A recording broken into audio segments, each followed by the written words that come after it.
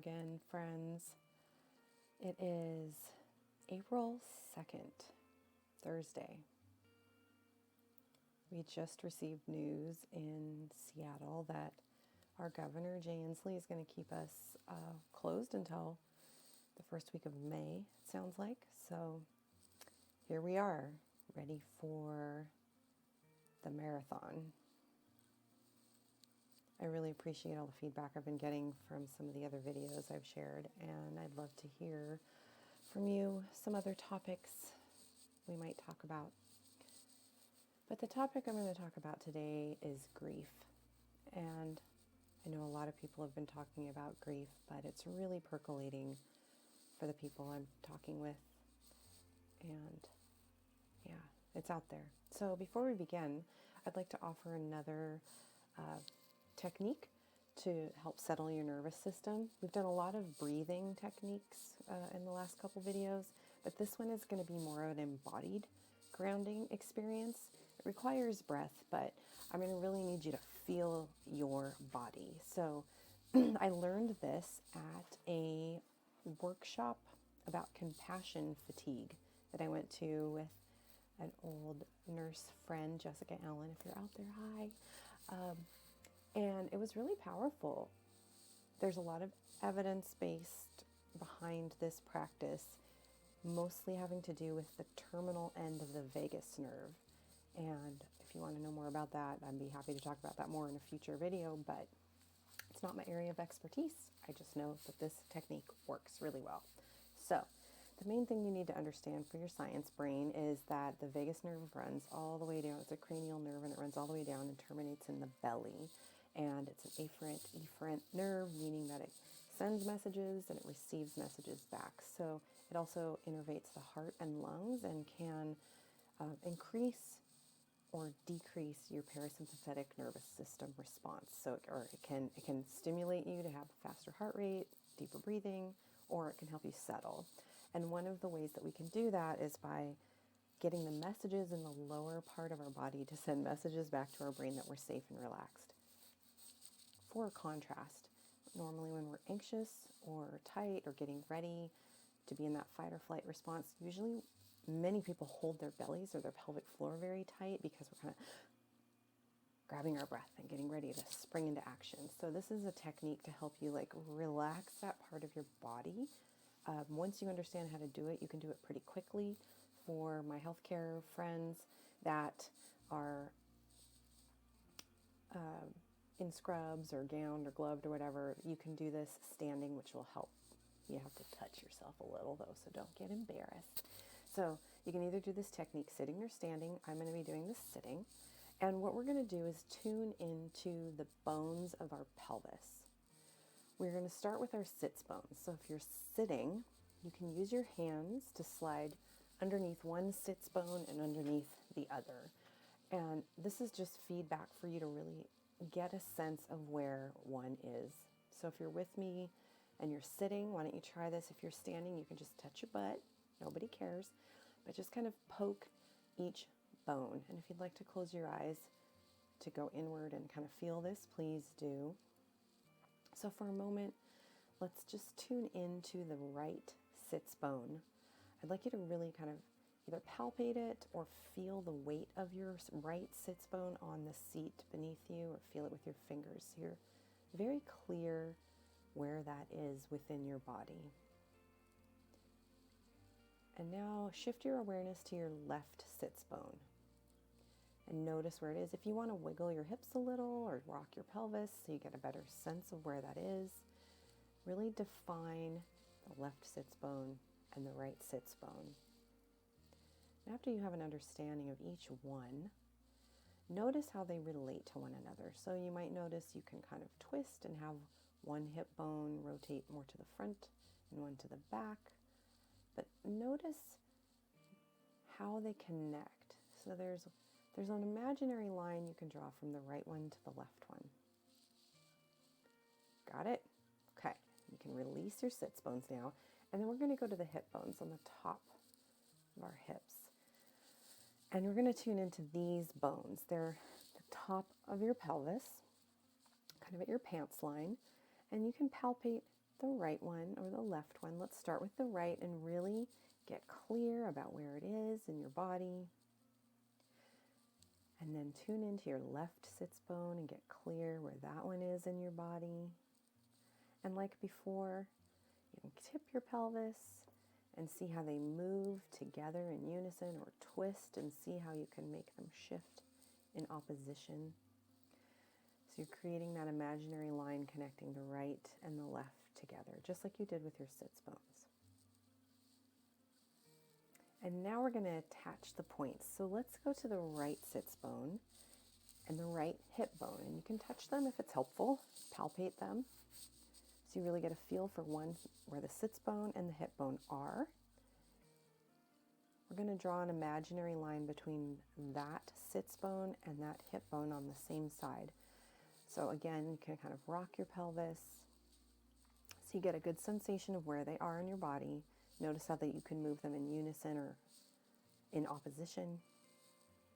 Draw an imaginary line between them so you can feel the connection between the two. And then let's switch to the other side. So get your other sits bone, your other hip bone, and notice where they are in relation to one another, and draw that line between them. So as you're sitting here and you have awareness of these 4 points, so the 2 hip bones and the 2 sits bones, you've drawn an imaginary line from one to the other, and then across. So we've kind of made this box shape, yeah? Got this box. So what I'd like you to do now is really get that sensation of the boundaries of this box of your pelvis. Close your eyes and settle into it. And I'd like you to imagine, as you're breathing, that you are allowing this box shape to expand a little. Now we know the bones will not expand, but the tissues around it can soften and open.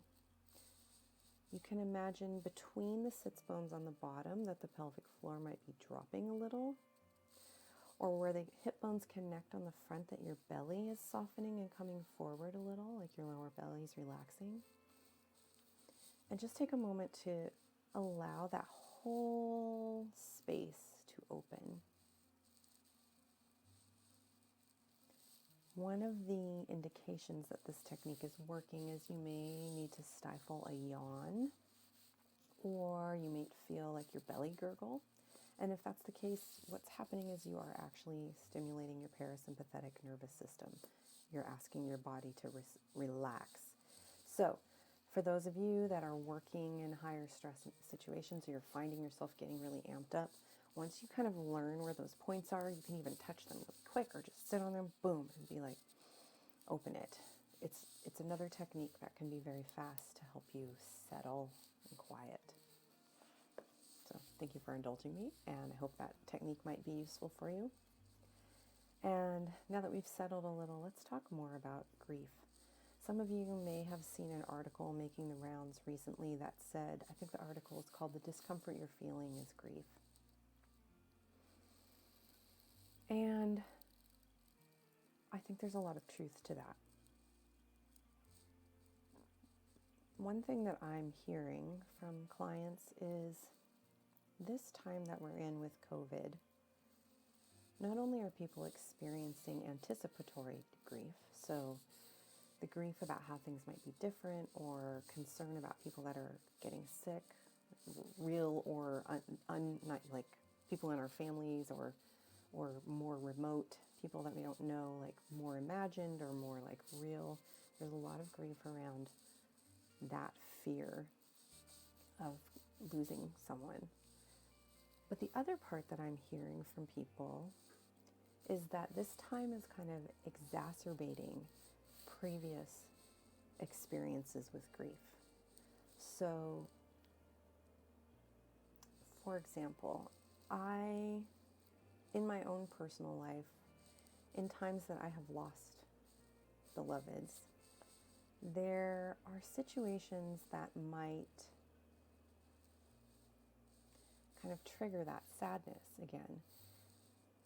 And I might not even know necessarily overtly that that's some of the grief that I'm feeling, is the missing of the person who left ages ago or the situation that happened ages ago.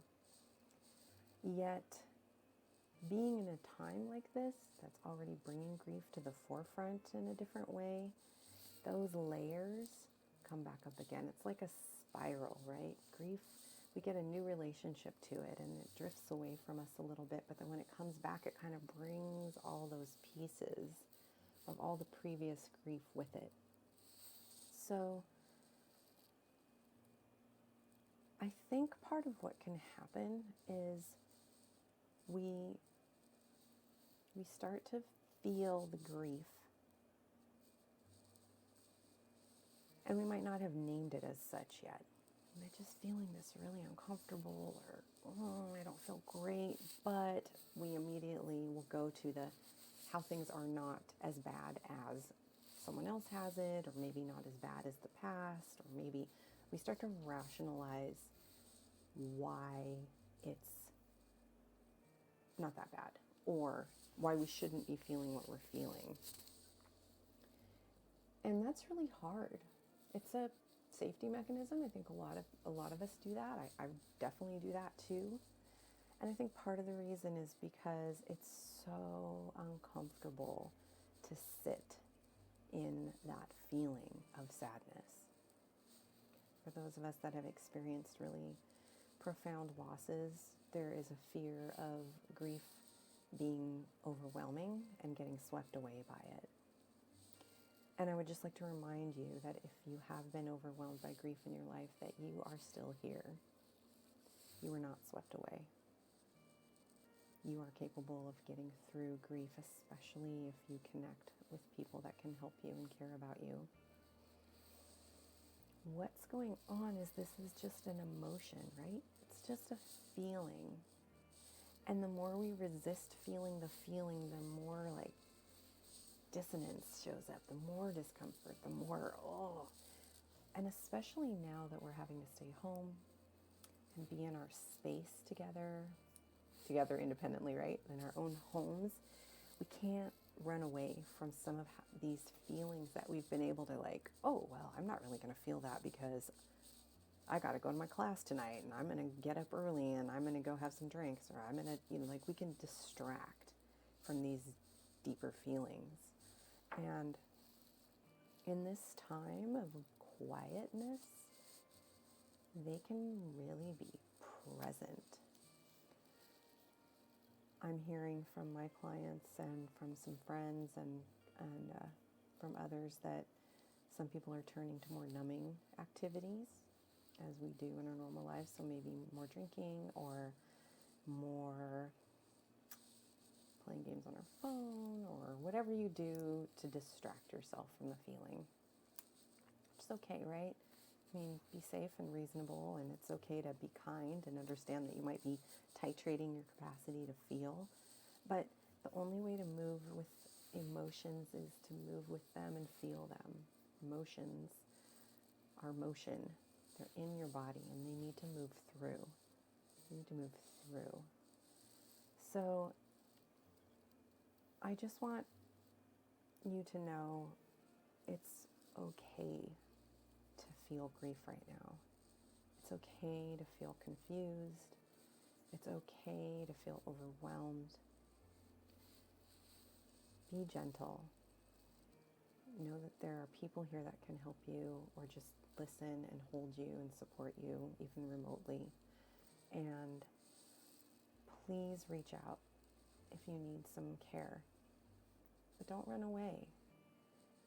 You can imagine this time of COVID as entering this initiation or spiritual practice. In a way, it's a time of difficulty, inviting us to heal some deeper wounds, which may mean revisiting some of those wounds and experiencing them in a new way, in a place of more wisdom.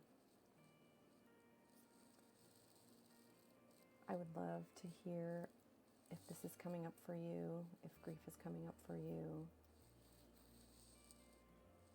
And just remind you that it's okay and it's normal. It's really normal right now.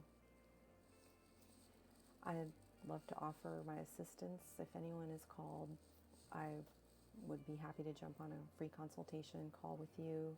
You can sign up at my website if you'd like. Otherwise, please just pass this on to someone that you think it might benefit, especially the technique at the beginning with that kind of relaxation part. And I hope to hear what you think. All right. Take care, everyone. I'll talk to you tomorrow or the next day or maybe the next day. I don't know.